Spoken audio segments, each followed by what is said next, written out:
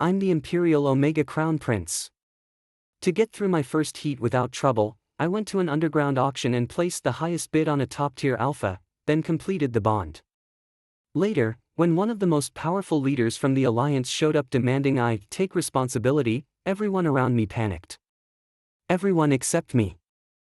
I calmly lifted the glass of water in my hand, took a slow sip, and said, I don't know him. Throw him out. Don't know me. The young alpha, none other than the supreme leader of the Alliance, actually laughed in disbelief. Then his large hand landed on my slightly rounded lower abdomen.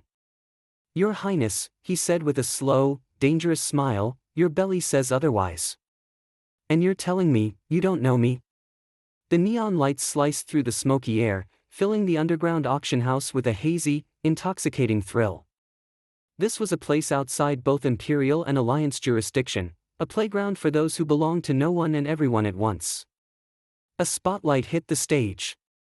Inside a reinforced cage stood an alpha, his skin marked by a few careless streaks of blood. Even in this state, the sharp lines of his face held a cruel kind of beauty. The auctioneer, practically trembling with excitement, seized the moment to whip the crowd into a frenzy. Final item of the night, a top-tier alpha. Starting price, 30,000 star coins. A top-tier alpha, truly a rare find. I crossed my legs, leaned back in the plush seat at the highest level of the auction house, and closed my eyes as if half asleep. 90,000. 100,000. The numbers kept climbing, but everyone knew this was only the warm-up. The real game always came later. Then, a bright female voice echoed from one of the upper levels, 800,000 star coins, from the Stan family. The bidder was the Stan family's daughter, a pretty Omega. She stared at the alpha in the cage with a predator's delight, a confident, hungry smile on her lips. The bidding room grew quiet, no one wanted to go head-to-head with the Stans. The alpha, meanwhile, gave a lazy yawn, utterly indifferent to the tug-of-war over his fate. A few more half-hearted bids followed, but each was crushed by the Stan girl's raised price. My patience finally ran out. Without even looking at the stage, I lowered my gaze and raised one elegant, long-fingered hand. The light from the ceiling fell across my pale skin. And the room fell into silence. The mysterious buyer from the top tier had made a single bid, 20 million star coins. The ceiling price.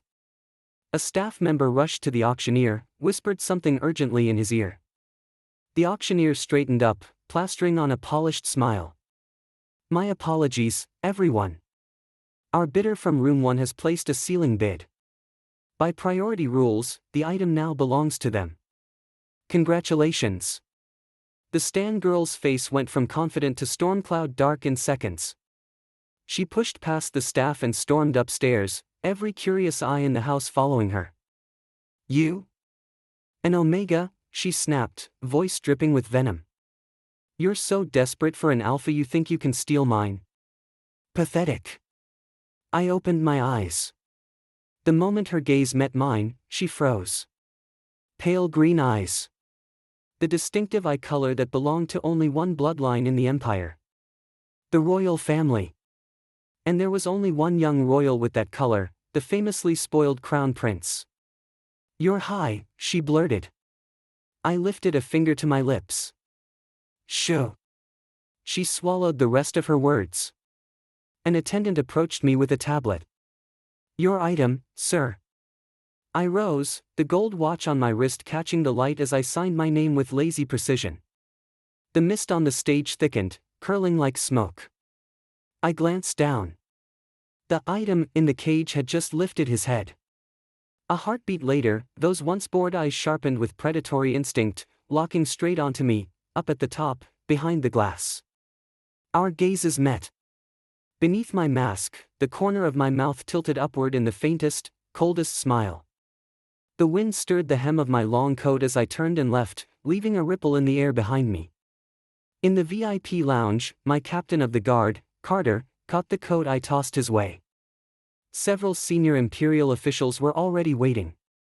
When they saw me, they almost rushed forward. Your Highness, one of them reported with a strained voice, another explosion on the southern colonies. This is the fifth major incident this month.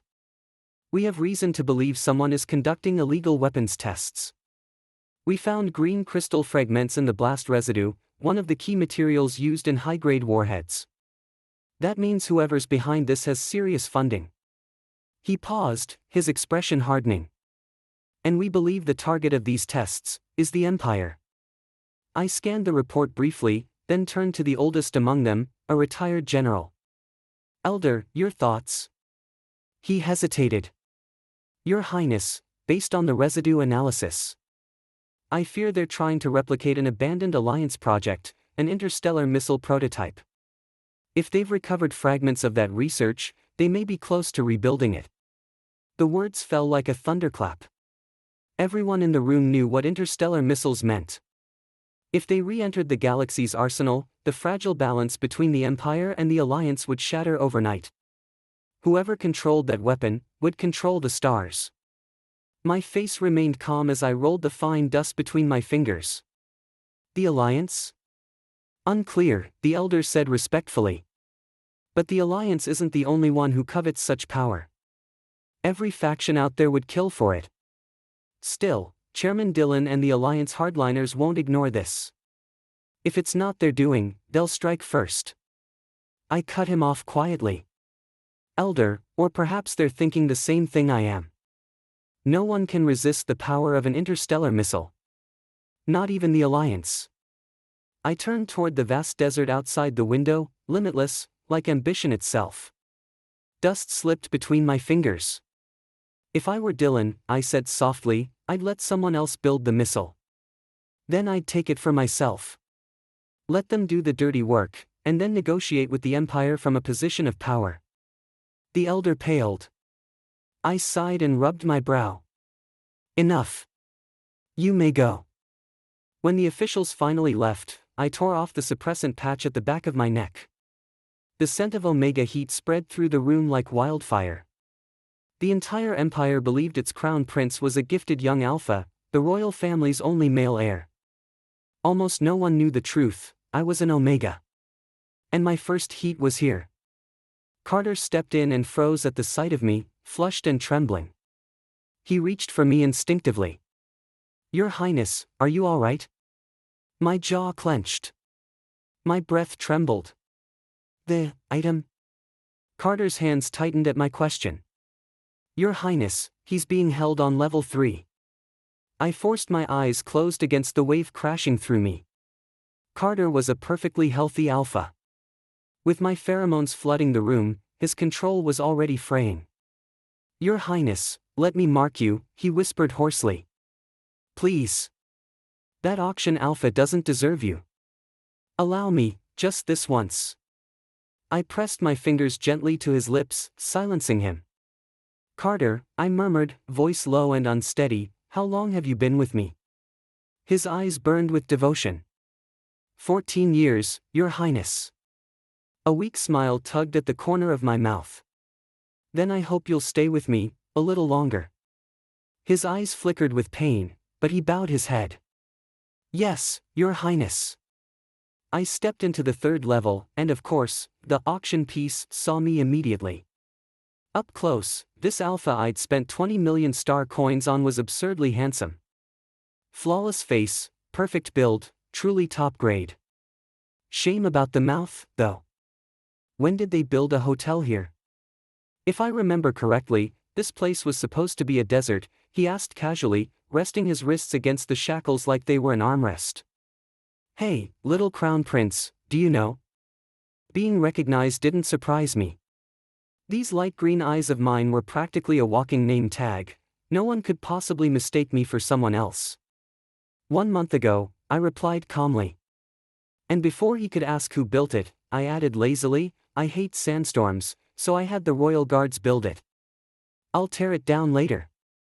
His eyes widened, staring at me like I'd just said the most insane thing in the galaxy. Finally, he spat out 2 words, you're insane. This alpha didn't know how to shut up. Little crown prince, what are you planning to do with me? I met his gaze, voice cool and steady. Marking. His expression froze like he'd just been hit by lightning. It took him a long moment to recover, and when he did, his first instinct was to mock. The royal family really has unique tastes. With that tiny body of yours, you think you can actually top me? I didn't blink. I think you're misunderstanding something. I'm not asking for your permission. My voice, already low, grew a little rough around the edges from the fever creeping in. I slowly pulled an alpha inducer from my pocket. Don't worry. Once I inject this, even a bull would go into heat. Realizing I was serious, he started struggling, the shackles clinking sharply. 2 alphas together will never end well. There's no future in this, he hissed. I may be a piece of merchandise, but I still have dignity. If you force me, I'll end it myself. Relax, I murmured, pressing my fingertip lightly against his lips. I'm not planning a future with you. Once this is over, I'll send you off with your dignity and your virgin honor intact. What do you mean, once this is over? If you're in heat, find an omega. Why the hell are you picking on me? He cut himself off mid-rant, his eyes flicking wide. The sweet, sharp scent of my omega pheromones was already filling the air. A heat cycle, an omega? Something shifted in his gaze, like a storm brewing. I was just about to move when he suddenly barked, "Wait." Annoyed, I looked up from where my fingers were gripping his pants. What now? The position was unbearable, my feverish body could only ease itself by pressing against him. This time, he didn't resist. He lowered his lashes, voice hot and slow. Is that alpha inducer even from a legal source? If not, I brought my own. People about to die sure love to talk. I frowned and pushed the syringe into the hilt without another word. He froze, eyes going wide. Did you just inject the whole thing? I glanced down at the syringe. 300 milliliters, dosage per use, 10 milliliters. Oh. I just injected 30 times the recommended amount. My already foggy brain tried to process whether that would be a problem. Judging from his face, it probably was. He exhaled a shaky breath and muttered, "You're so screwed." His words grew faint in my ears as the heat crashed over me like a wave. My vision blurred, my hands fumbled clumsily at his clothes. His pheromones hit me like a wall, sharp, intense, unyielding. I pressed my lips together. I didn't like it. But he lowered his head, watching me with dark, gleaming eyes, the veins on his arms standing out as the forced induction hit him hard. Unlock the chains, he whispered against my ear, voice hot and smooth. Let Big Brother show you how to play properly. I forced my foggy mind to focus, my voice cutting like ice. Stop calling yourself Big Brother. I've got plenty of alphas. I don't need another one. All my focus was on his body, not his hands. So I didn't notice when the shackles gave a faint crack under his strength. In the next heartbeat, everything flipped. Predator and prey switched places with frightening ease. Even when I tried to hide, curled up in the closet, he plucked me out like it was nothing. He wrapped his arm around my waist, voice low, almost playful. Little crown prince, cry for me again. I want to see that pretty tear. Earlier, when he'd cornered me too hard, a single tear had fallen. And he'd gone completely mad, trying to force out another one. I bit down on my lip, eyes shining with tears I refused to shed. Bastard! He laughed softly, one large hand spanning the curve of my waist. So sweet, even your scent tastes like candy. My protest was swallowed by a searing kiss. Pheromones thickened in the air, twining, burning, melting. When I walked out of the 3rd level, it was already the 7th day. My heat cycle had ended. Cater's eyes were rimmed red when he saw me, though I couldn't tell what he was thinking. It wasn't until I ordered him to dispose of the 20 million credit alpha that his expression finally cracked into a genuine smile. My legs still trembled. Alphas were truly infuriating creatures. I muttered under my breath, then turned to Cater.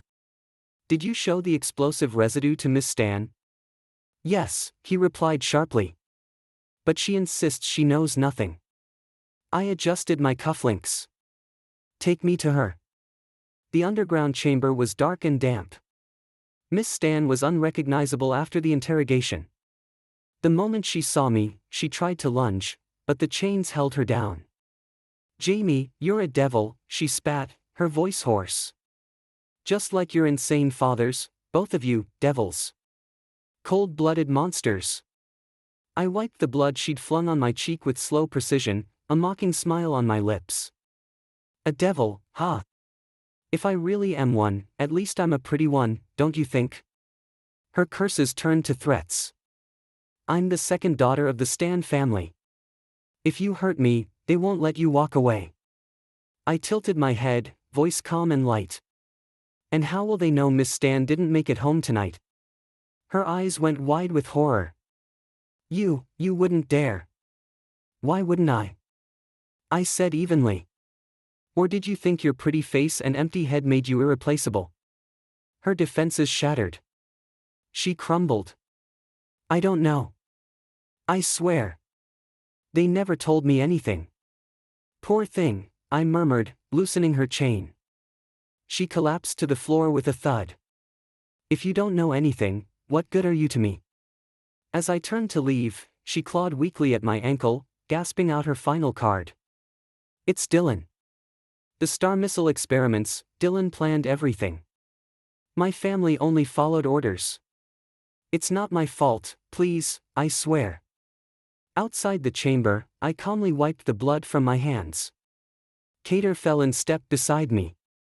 "Your Highness, how much of that do you believe?" "I don't know," I answered flatly. Just then, a royal guard came running, breathless. "Your Highness, bad news, he escaped." My brow arched. "Who?" The guard wheezed, "The 20 million one. He ran." "Ran?" I let out a quiet, humorless laugh. I climbed the watchtower, eyes narrowing as I spotted a lone figure sprinting across the desert. "Bring me the sniper rifle," I said softly. I lined him up in the crosshairs, my finger resting on the trigger. Then a Union aircraft landed before him, kicking up a storm of sand. Even through the haze, I recognized the craft instantly. Its flamboyant design, its arrogance, its unmistakable insignia. If this was his personal aircraft. My hand tightened around the rifle. That meant he was Dylan, the Union's supreme leader. If that was true, I couldn't kill him. Not yet. But I sure as hell couldn't let him leave with my secret either. As my mind raced, Union soldiers filed out in perfect formation. Then Dylan paused mid-step, like he could feel my aim. He turned his head, half in shadow, half in sunlight. Through my scope, I saw him lower his head, kiss the air precisely where my red dot hovered. My heartbeat stuttered. Then he straightened, smirked directly at me, and mouthed the words. "See you soon." Public flirting. That was the first phrase that flashed through my mind. I lowered the rifle before fury surged hot and wild. I grabbed the nearest object, ready to hurl it at the disappearing aircraft. The old Chamberlain, arriving late, nearly collapsed at the sight. "Oh, heavens above, Your Highness, put down the rocket launcher. It's dangerous." Then he turned on Cater, who was obviously failing to restrain me. "Cater, what in the stars are you doing? Restrain His Highness before he blows the entire desert sky high." The old Chamberlain came carrying the Emperor's decree. He said the Emperor had been missing his grandson terribly and wanted me to return to the palace right away. The moment I stepped inside the palace, the Emperor grabbed my hand. "Jamie, come here." He led me toward a group of alphas. All of them were bare-chested, lean and muscled, kneeling respectfully on the floor. The Emperor spoke with unconcealed excitement. "Jamie, if I remember correctly, your first heat is coming soon, isn't it? An Omega's first heat is brutal to get through. If you like any of them, just say the word. I'll make the arrangements." I dipped my head slightly. "Your Majesty, actually, I..." Before I could finish, a sharp pain shot through the back of my neck. A wave of dominant top-tier alpha pheromones, the exact same kind as his, swept across the grand hall. Every Alpha present stiffened as if they were facing an enemy. The Emperor's face instantly turned into a mess of conflicting colors. The seasoned ruler of the Empire had finally met his second great crisis in life. His voice even trembled at the end as he spoke. A lifetime mark, who did this? I lowered my head and pressed my lips together, saying nothing. His gaze swept over everyone in the hall. In the end, he glared viciously at Cater, the most likely suspect. But when Cater returned only a confused and innocent look, the Emperor completely lost it. You beast! Jamie just came of age. No sane Alpha would ever do something like this. Feeling a little guilty, I finally opened my mouth. Actually, I almost explained everything, but then I remembered how much the Emperor despised the Alliance. Maybe it was better not to make things worse. So I swallowed the rest of my words and simply said, actually, he's dead. The Emperor clearly hadn't expected that the Alpha would be gone so soon. He froze for a second, then ground his teeth and hissed. Serves him right for dying fast. Meanwhile, in the Alliance. The Alliance chairman sneezed just as he stepped down from a flashy aircraft. The Speaker of the Council looked at him with an amused grin. Looks like the chairman didn't have a smooth trip this time. Not smooth is putting it mildly, Dylan thought darkly. I almost lost more than just my reputation. His adjutant chose that exact moment to chime in. I heard Miss Stan didn't place a bid on you after all.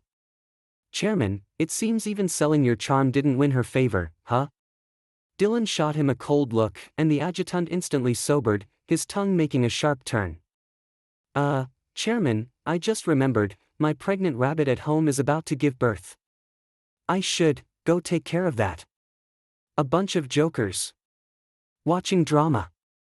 Raising rabbits. Dylan felt a headache coming on. The Alliance's future, truly a tragic sight.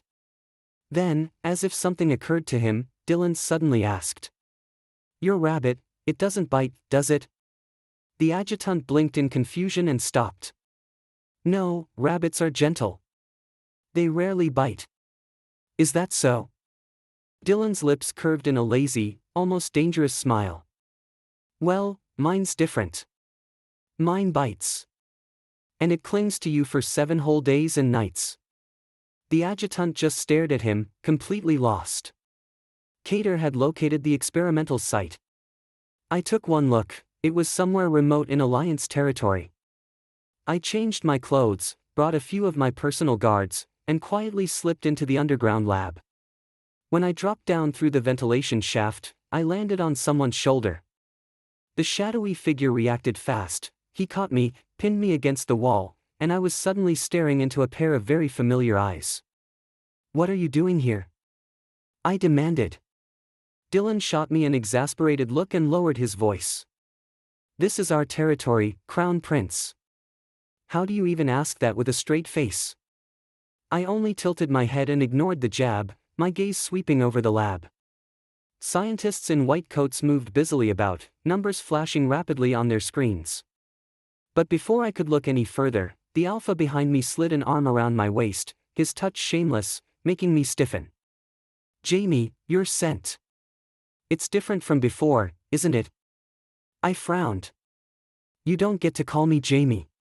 The shameless Alpha just bit down on the back of my neck, like a wolf toying with a rabbit trapped in a corner, letting it kick its tiny legs, fully aware it couldn't escape. Jamie, Dylan whispered, a low dangerous purr, time to close the net. Signals must have been sent in some way, because Alliance troops flooded the underground lab, surrounding the place in seconds. Dylan stepped out from behind a cabinet, tall and lean in his suit, radiating that polished, dangerous charm of someone who smiles with a knife in hand. His gaze fell coldly on the kneeling man. Stan Seiler, isn't it? Caught off guard but not panicked, Seiler lifted his head. Chairman Dylan. Long time no see. I've heard of your brilliance for years. Seeing you today. I must say the rumors were true. Dylan noted his unnerving calm. You've been stirring up trouble right under my nose. Pretty bold. You must think I won't kill you here. Seiler's twisted smile held a touch of madness. Of course not. Chairman Dillon hasn't gotten what he wants yet. You won't kill me so easily. In fact, you'll work with me to build that interstellar missile, won't you? Dillon crouched down slowly, the white glove on his hand stained with blood. You really think I care about that thing? Siler laughed, shrugging confidently. Every young leader has two qualities. One is arrogance. The other is ambition. And I see both in you, Chairman Dillon. You want power. You want to conquer the stars. And you need that missile to build your empire. A single gunshot cracked through the air. Dillon had lowered his aim and shot Siler in the leg. Then, he smiled faintly as he put the gun away. Then clearly, Mr. Siler, you don't know me at all. I'd rather take a nap when things get hard. And there's nothing I hate more than someone pretending to understand me. Siler's face twisted in pain, until his gaze fell on me. More precisely, on my light green eyes. A new laugh bubbled up from his throat. So that's why. Our chairman has a pretty little secret tucked away. But Dillon, you're a fool, letting an Omega play you like a fiddle. Jamie, do you really think the power of that missile ends with destroying a city? Dillon's expression flickered, just slightly. Siler, seeing everything, burst into mad laughter. Dillon, for all your brilliance, you'll die being deceived. Just like the Crown Prince here, he won't tell you what that weapon really means. Because he's just like his Omega scientist father. Foolish enough to abandon something so powerful. But the era is coming. Once Pandora's box is open, there'll be no turning back. Even if you shoot me now, the Empire already has the technology. Soon others will follow. And if the Alliance doesn't have the missile, it'll become cannon fodder in the war to come. Bang! Before he could finish, a bullet pierced straight through his chest. His eyes went wide as the last breath left him. Dillon turned around. His gaze locked onto the gun still smoking in my hand. I met his darkening eyes with a calm, cold stare. The Alliance soldiers raised their weapons at me, but then Dillon lowered his head slightly, only to feel the warm barrel of my gun pressed to his waist. Finding an opening against his unguarded back wasn't hard. He glanced at the gun, then lifted his eyes back to me, his voice even. Jamie, what are you doing? I looked at him, my throat raw as I rasped. Withdraw your men. Destroy every bit of data in this lab. For a moment, the air was silent. Then Dillon gave a soft laugh, wrapping his hand around the gun barrel. His tone was velvety, almost gentle, but firm as steel. Jamie, you're asking for too much. This data belongs to the Alliance. I lifted my eyes and stared at him. Aren't you afraid I'll just pull the trigger? Dillon held my gaze, as if considering something. Then slowly, deliberately, he pressed the gun against his own heart. I'm the chairman of the Alliance. Everything comes second to the Alliance. If what Siler said is true, then we must have that technology. Whatever it costs. So go ahead, Jamie. Pull the trigger. My finger tightened slightly on the trigger. I didn't speak. I just stared at him, my pulse shaking through my fingertips.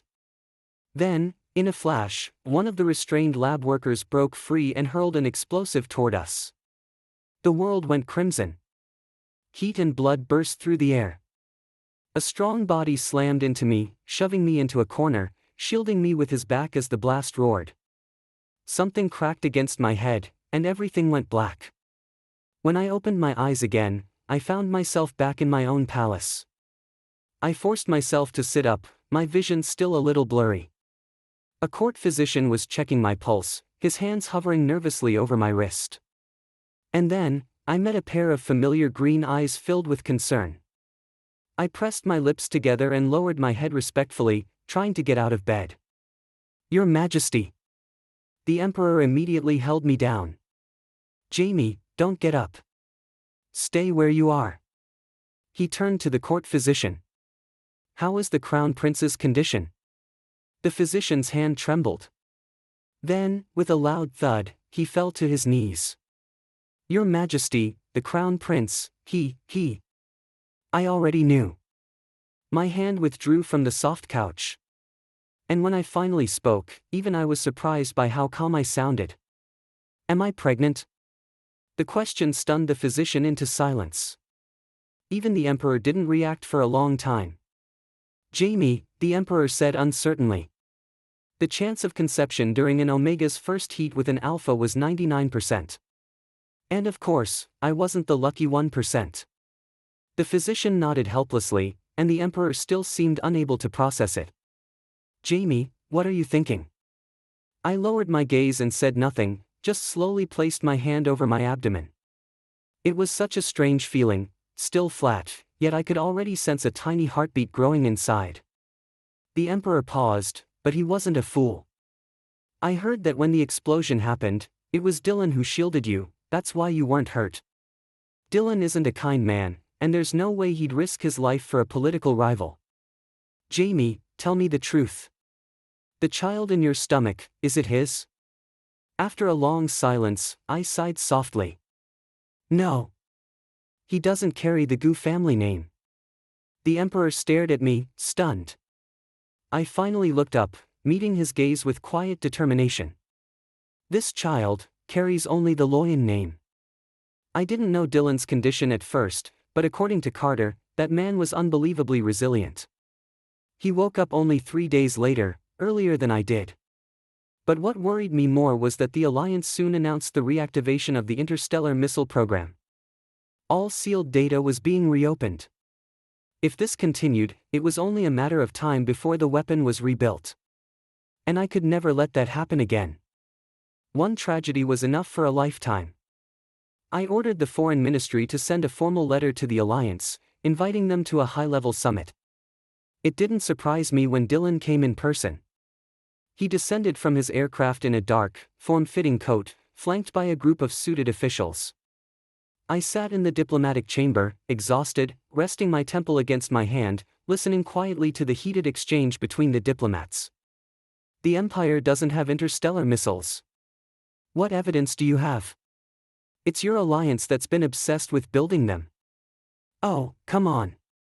It's our alliance's technology. Just hand over a copy of the data, and this ends here. Who developed it? Then go to them, not us. Well, if your crown prince hadn't shamelessly dragged our commander away, none of this would have happened. Watch your mouth. He may be a dog to us, but he's not yours to insult. The Alpha's pheromones filled the room like thick smoke, overwhelming and suffocating. As a pregnant Omega, I could hardly breathe. I forced out a strained voice, looking straight at Dylan across the table. Chairman Dylan, what's your opinion? He crossed his legs casually, not noticing my pale face. I think it's simple. Either the Empire shares the data, or the Alliance continues the research alone. The research must stop immediately, I said without hesitation. Then the Alliance wants at least half of the data, he countered smoothly. That's impossible. Then there's nothing to discuss. Just like the Empire doesn't trust us, we don't trust you either. As his calm voice fell, a sharp wave of nausea rose from my stomach. I covered my mouth, but couldn't hold it back. I vomited on the floor. The room fell silent. Everyone stared at me. I braced myself against the table, instinctively placing a hand over my belly. Because of the lack of alpha pheromone comfort these past weeks, the little one inside was restless, protesting in its own way. Sweat rolled down my temples as I struggled to breathe. Carter, the closest to me, immediately rushed over, took off his coat, and covered the mess on my clothes. I had no strength left and collapsed against his broad shoulder. Without giving the Alliance officials time to react, Carter scooped me up and rushed out. Call the royal physician, now. The guards held the Alliance delegation back. Although clearly displeased, they turned to Dylan, waiting for his order. This young Alliance leader had made countless decisive calls before. He would know where the Empire's bottom line lay. But as Carter carried me away, something flickered in Dylan's eyes. The secretary beside him noticed. Chairman, should we continue the project? Dylan said nothing. His fingers tightened around the pen in his hand, knuckles pale. When I woke again, Dylan was there. He was tall and lean, standing by the window, lost in thought. The room was filled with his pheromones. "Can you tone it down a little?" I muttered, curling up and pulling the blanket over me, leaving only my flushed eyes peeking out. "I'm suffocating here." He hurried to open the window, letting the air clear. When I finally looked up, he was staring intently at my belly. He swallowed nervously. "Jamie, can I touch it?" I didn't like anyone touching me these days, but I turned my head away and murmured, "Okay." The moment his hand touched my belly, the little one inside calmed down as if it recognized its other parent. Then Dylan spoke, quietly but firmly. "Mine." It wasn't a question. When I didn't respond, he wrapped his arms around me from behind, whispering against my hair. "And Jamie is mine, too." My body was still dependent on alpha pheromones, so I didn't push him away. I curled into his warmth.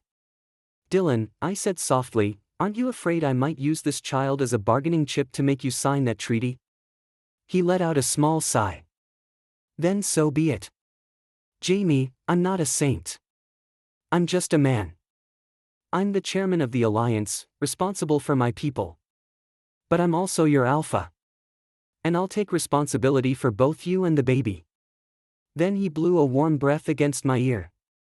"Jamie, does your future consort position come with lifetime tenure?" I flipped over, straddling him. Dylan immediately cradled my waist carefully, afraid of hurting me or the baby, his clear eyes locked on mine. "What, Chairman Dylan? 5 years of office isn't enough for you? You prefer our Empire's lifetime appointments?" I pressed a finger lightly against his lips. "Being the crown consort isn't easy. If you want the role, you'd better be ready to fulfill all the duties that come with it." Still holding me protectively, Dylan let out a soft laugh, then kissed me gently. "It would be my honor, Your Highness." Because both the Crown Prince and the Alliance Chairman were unfit for formal appearances, most of the negotiations afterward were left to diplomats. A few days later, the Empire and the Alliance finally reached a consensus. They would jointly impose a technology blockade to prevent the spread of interstellar missile tech to the rest of the galaxy. And the Empire would be prohibited from deploying such weapons against the Alliance for 100 years. After signing the treaty, Dylan left with the Alliance delegation. Before he departed, he left several vials of sealed alpha pheromones. I stood atop the city wall, watching the aircraft become a tiny speck in the sky. Carter came to stand beside me, coat draped casually over one shoulder. "Your Highness, I heard the Alliance hasn't stopped its research. They won't give up so easily." My expression didn't change. I thought of Dylan's whispered promise the night before and let Carter drape the coat around me. "If that day really comes," I said quietly, my gaze hardening as it swept over the land beneath the wall, "then we'll declare war. It's been a long time since the Empire's cavalry has tasted blood." When I went to see His Majesty, my belly was already starting to show. The Emperor ignored me completely and asked the attendant next to me instead, "Has Dylan sent any letters these past few days?" When the attendant shook his head, I could feel the temperature around me drop a few degrees. The Emperor gave a cold, sharp laugh. "Heh." I stepped forward and placed my hand over his.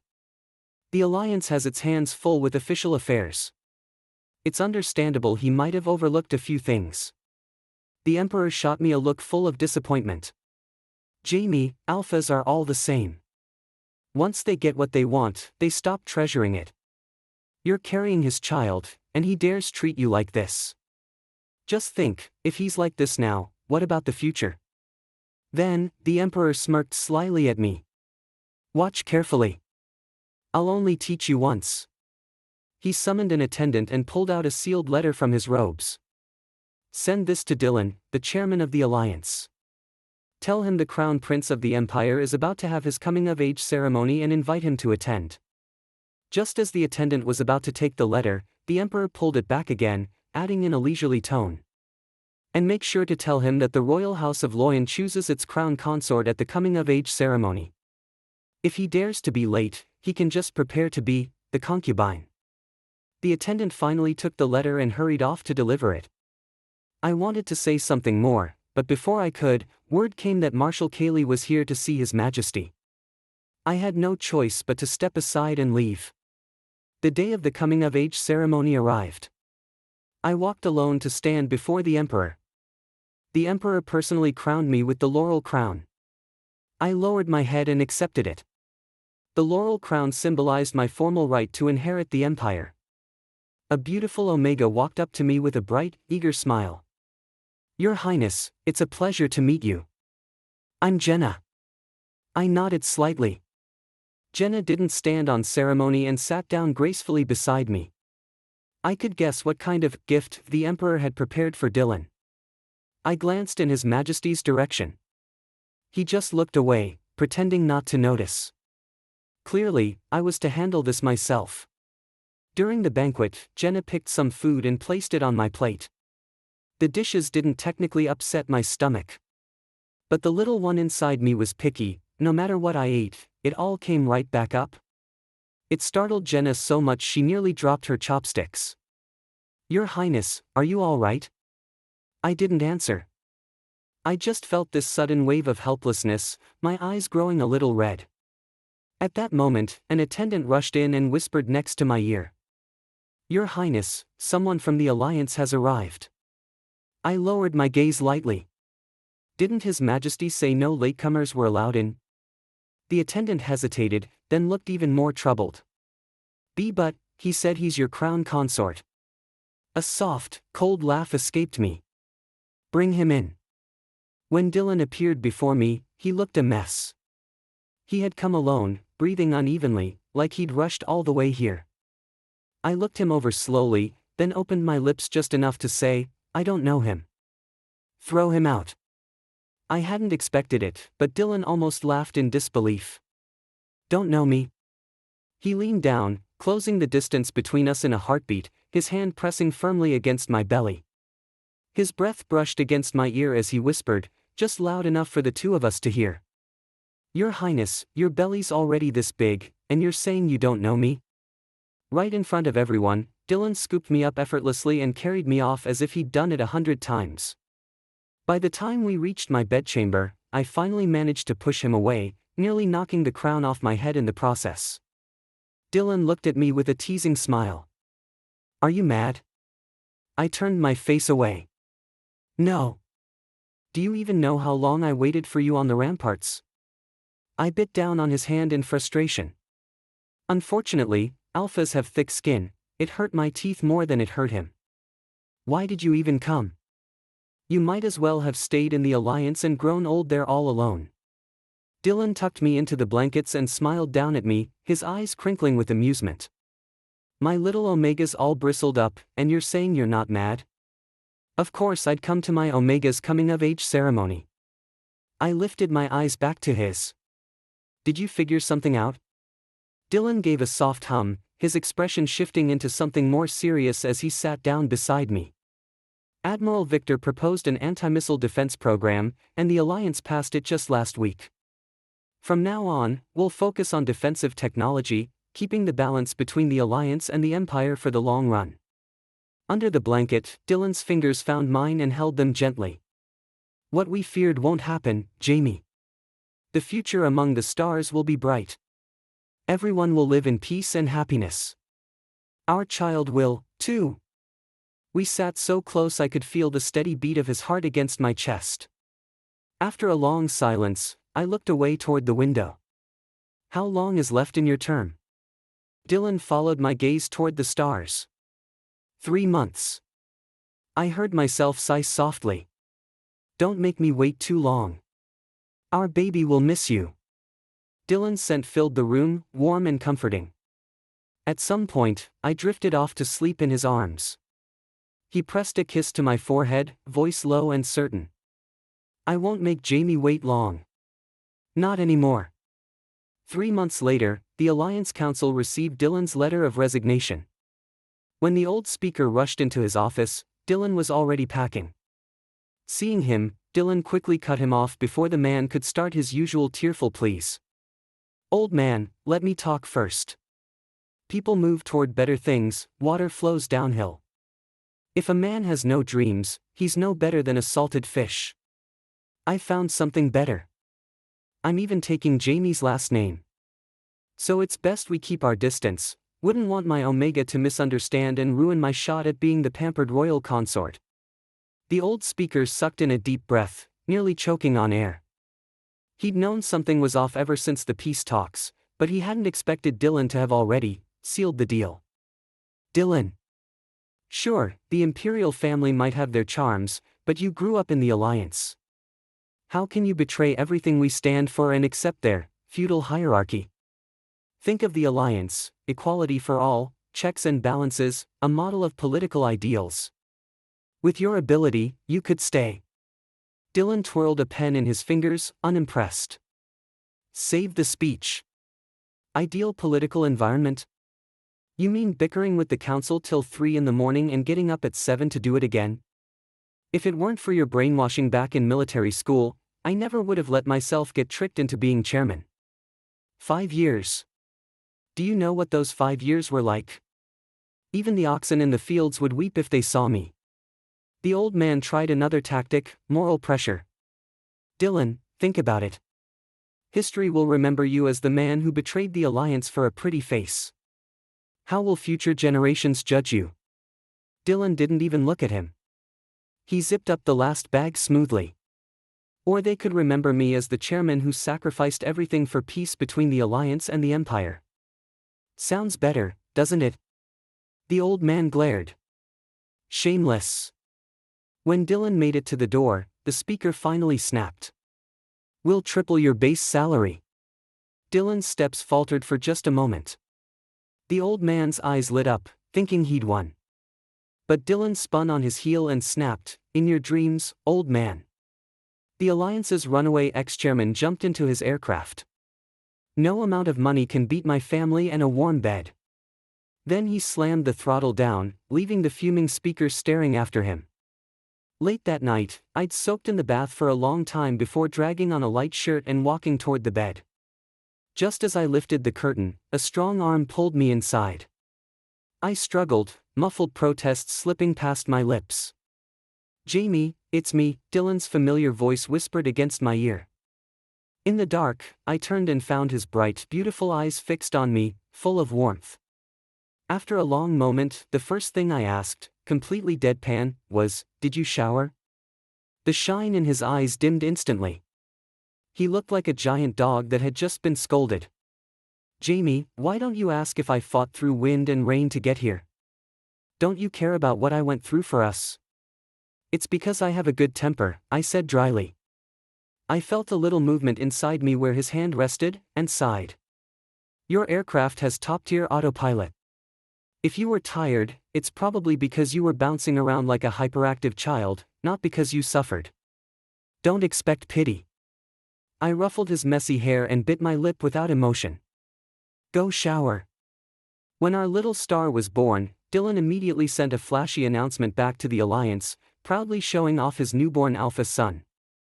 Looking at the bright-eyed baby, I had to admit, his genes were terrifyingly strong.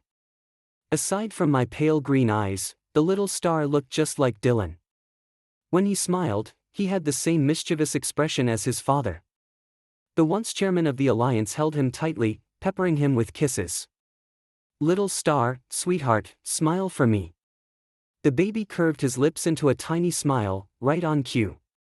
Dylan beamed like a fool. I lowered my lashes, looking at him quietly. Because my father had been the Alliance's only Omega chief executive, I'd never grown up hating the Alliance the way others in the Empire did. I never thought our union was anything shocking. Until I saw something in Dylan's eyes that I'd never seen in my father's. Something called loyalty. Loyalty to the Alliance. If he stayed only for the baby. Maybe I shouldn't keep him here. I dropped the curtain and walked out without a word. Sensing something wrong, Dylan put the baby down and hurried after me. Jamie. I turned to face him seriously. Dylan, are you only here because of Little Star? If it's just for him, then now. Before I could finish, Dylan pinned me lightly against the wall, his voice low and certain. Of course not. I only love Jamie. His breath was warm against the back of my neck. And Jamie, the one who gave me our little star, that's just. He let out a soft, rough laugh. The cherry on top.